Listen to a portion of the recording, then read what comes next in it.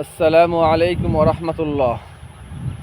আজকে আপনাদের সামনে একটি ছোট্ট ঘটনা তুলে ধরব, যে ঘটনা দ্বারা আমরা বুঝতে পারি যে দ্বীনে ইলম বা দ্বীনি শিক্ষার প্রত্যেকটি জিনিস আমাদেরকে কোনো শিক্ষক বা কোনো পীর মুর্শিদ বা মুরব্বির কাছ থেকে শিখতে হয়। কোনো জিনিসকে তুচ্ছ ভাবলে আমরা সেই জিনিস থেকে সঠিক জ্ঞান অর্জন করতে পারবো না। এখানে একটি ঘটনা উল্লেখযোগ্য যে হজরত মুফতি শফি সাহেব রহিমাহুল্লাহ, যিনি মারিফুল কোরআনের মুসান্নিফ বা লেখক, তিনি লিখেছেন যে উনি যখন দারুল উলুম দেওবন্দের শিক্ষক ছিলেন, তখন উনি সৈয়দ মিয়া আসগর হুসাইন রহিমাহুল্লাহর কাছে গেলেন কোনো দরকারে। ঠিক সেই সময় খাওয়ার ওয়াক্ত হয়ে গেল, খাওয়ার সময় হয়ে গেল। তখন হজরত সৈয়দ আসগর মিয়া সাহেব রহিমাহুল্লাহ ওনাকে বললেন, অর্থাৎ মুফতি শফি সাহেবকে বললেন যে এসো আমার সাথে খেয়ে নাও। তখন মুফতি শফি সাহেব রহিমাহুল্লাহ ওনার সঙ্গে একসঙ্গে একই দস্তরখানায় খেতে বসে গেলেন। খাওয়ার পরে মুফতি শফি সাহেব রহিমাহুল্লাহ দস্তরখান ওঠানো শুরু করলেন। তখন সৈয়দ মিয়া আসগর হুসাইন সাহেব রহিমাহুল্লাহ মুফতি শফি সাহেবের হাত ধরলেন এবং ওনাকে বললেন, তুমি কি দস্তরখান তোলার আদব জানো? তখন মুফতি শফি সাহেব রহিমাহুল্লাহ বললেন, দস্তরখানা তোলার আবার কি আদব আছে? এটাকে তুলে নেব এবং বাইরে গিয়ে ঝেড়ে ফেলে দেব।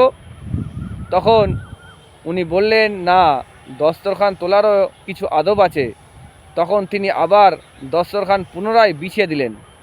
বেছানোর পরে দস্তরখানায় যে সমস্ত গোশতের টুকরোগুলো ছিলেন অবশিষ্ট বা উচ্ছিষ্ট, সেগুলো এক জায়গায় জমা করলেন। হাড়গুলো, গোশের হাড়গুলো এক জায়গায় জমা করলেন।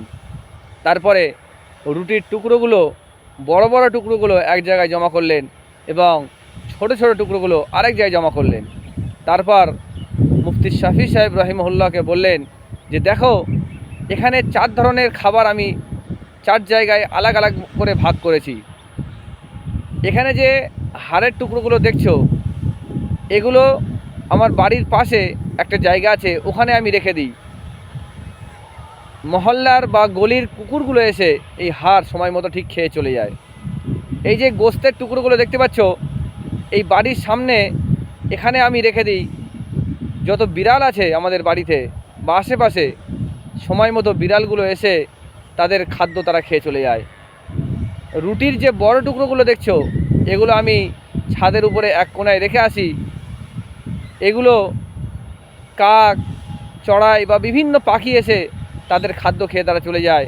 আর রুটির যে ছোট ছোট একেবারে টুকরোগুলো দেখছো, এগুলো এই পিঁপড়ের যে চাক আছে সেখানে আমি দিয়ে দিই, তারা তাদের খাদ্য খেয়ে নেয়। আল্লাহ তাআলা যে রিজিক আমাদেরকে দিয়েছেন, এই রিজিক আমরা ছাড়াও আমাদের যারা প্রতিবেশী আছে, এরাও আমাদের প্রতিবেশী, এদেরও হক আছে। সুতরাং কোনো রিজিক নষ্ট করতে নেই।